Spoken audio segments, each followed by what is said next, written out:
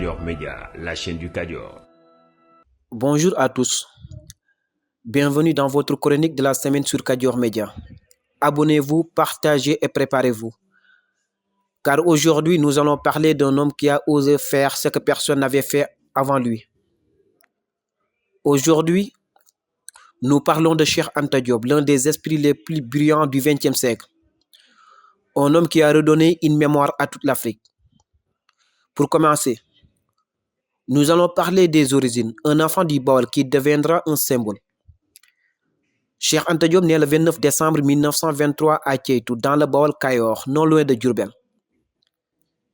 Il descend d'une famille liée à Koki, connue pour son savoir religieux. Son père, Massamba Sassoum Diop, meurt tôt. Sa mère, Maguette Diop, l'élève seule, avec courage. Il commence à Koki dans une école coranique, puis rejoint l'école française. En 1937, il obtient son certificat d'études primaires. Puis il entre au lycée Van Vollenhoven de Dakar. En 1945, il réussit 2 baccalauréats, mathématiques et philosophie.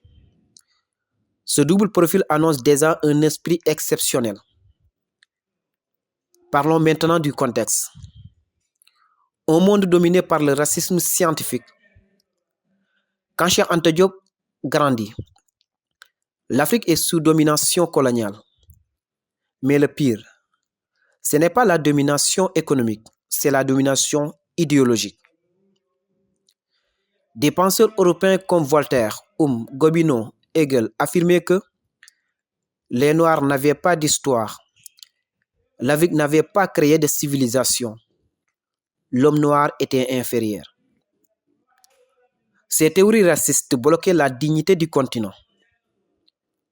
Et c'est dans ce monde hostile que Cheikh Anta Diop arrive, avec une idée simple et puissante: redonner à l'Afrique sa mémoire scientifique.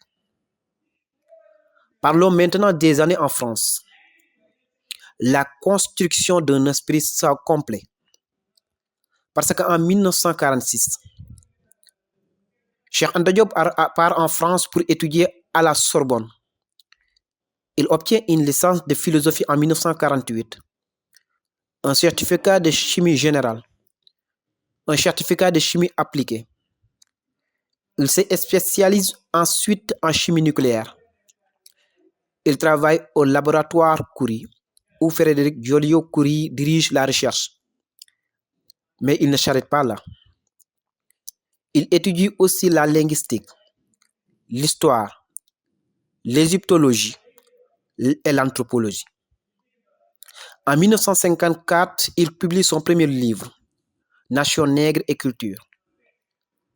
Un livre qui secoue toute l'Europe. Aimé Césaire dira que c'est le livre le plus audacieux qu'un noir ait jamais écrit. Il rencontre aussi les grands intellectuels africains: Césaire, Fano, Damas, Alioune Diop, Sékou Touré et Kizerbo. Et il épouse Louise Marie Maes, géographe. Ils auront 4 enfants. En 1960, il soutient une thèse monumentale sur l'unité culturelle de l'Afrique. Donc Cheikh Anta Diop change l'histoire du monde. Parce que dans ses recherches, il démontre 3 idées essentielles.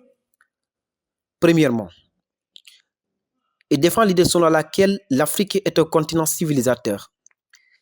Elle a créé des États puissants: Égypte, Nubie, Mali, Shanghai. Ensuite, l'Égypte ancienne était noire et elle est à l'origine de nombreuses sciences, de mathématiques, astronomie et médecine. Ensuite, l'Afrique a une unité culturelle profonde. Les langues, les rites, les symboles, les institutions se ressemblent. Ce n'est pas un hasard, c'est une civilisation mère. Pour lui, connaître son histoire, ce n'est pas du folklore, c'est un moyen de libération politique. Parlons du retour au Sénégal, le savant au service de l'Afrique. Parce qu'après l'indépendance, il retourne au pays. Il rejoint l'IFAN, Institut fondamental d'Afrique noire. Entre 1963 et 1966, il installe le premier laboratoire de carbone 14 d'Afrique. Il le dirige de 1966 jusqu'à son décès. En 1966, lors du Festival mondial des arts et nègres, il reçoit un prix en même temps que Dubois, l'intellectuel noir le plus influent du XXe siècle. Cheikh Anta Diop continue d'écrire, de prouver, d'expliquer jusqu'à la fin. Et le 7 février 1986, il meurt à Dakar. Le Sénégal perd un géant, l'Afrique perd un phare, mais le monde gagne un symbole éternel. Mesdames et messieurs, maintenant que vous connaissez ce colosse de la pensée africaine, permettez-moi de vous montrer quelque chose d'encore plus fascinant. Les liens profonds entre Cheikh Anta Diop et l'homme de notre première chronique, Léopold Sédar Senghor.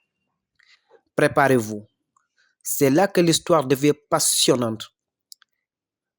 En essayant de mettre la corrélation entre Senghor et Cheikh Anta Diop, beaucoup pensent que Senghor et Cheikh Anta Diop étaient opposés. En réalité, ils avaient le même objectif, mais des chemins différents. On va parler également de leur objectif commun. C'est quoi? C'est défendre l'Afrique, lutter contre le colonialisme, redonner de la dignité au peuple noir, construire l'unité africaine. Les deux voulaient libérer l'homme africain, mais ils utilisaient deux méthodes différentes. Parlons d'abord de la méthode de Senghor, la civilisation de l'universel. Pour Senghor, l'Afrique devait dialoguer avec le monde. Il croyait en trois piliers. La négritude, c'est la fierté d'être noir, c'est assumer son identité. Ensuite, le socialisme africain, c'est-à-dire une société solidaire, moderne, mais enracinée dans la tradition. Enfin, la francophonie, parce qu'il pensait que la langue française pouvait être un outil d'ouverture. Pour lui, l'Afrique devait s'unir en se mélangeant au monde.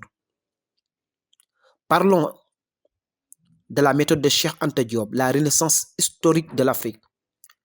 Cheikh Anta Diop pensait que l'Afrique devait d'abord retrouver sa mémoire, retrouver ses racines, retrouver ses civilisations et reconstruire sa dignité. Ensuite, seulement elle pouvait dialoguer avec les autres. Il utilisait l'égyptologie, la linguistique, l'anthropologie et l'histoire scientifique pour prouver que l'Afrique a toujours été une grande civilisation. Donc, de manière très résumée, on peut dire que Senghor disait que le message de l'Afrique doit être entendu dans le monde. Cheikh Anta Diop disait l'Afrique doit redevenir elle-même pour parler au monde. Les deux voulaient la même chose. La force de Senghor, c'était la culture. La force de Cheikh Anta Diop, c'était la science. Mesdames et messieurs, voilà ce qui unit ces deux gens. L'amour de l'Afrique, l'ambition pour l'Afrique et la renaissance de l'Afrique. L'un a reconstruit l'âme, l'autre a reconstruit la mémoire. Et ensemble, ils ont fait du Sénégal un centre intellectuel mondial.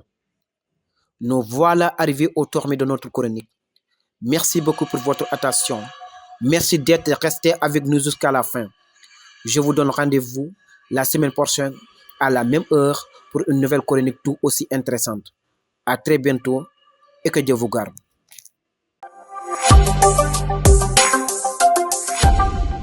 Kadior Média, la chaîne du Kadior.